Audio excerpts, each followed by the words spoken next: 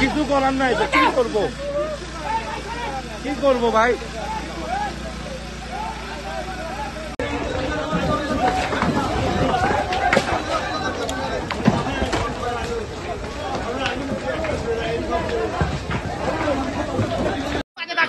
হ্যাঁ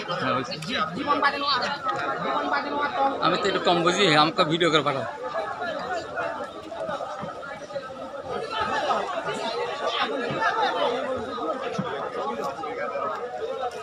10-15 সেকেন্ড করি, কারণ বেশি হলে তা যাবে না।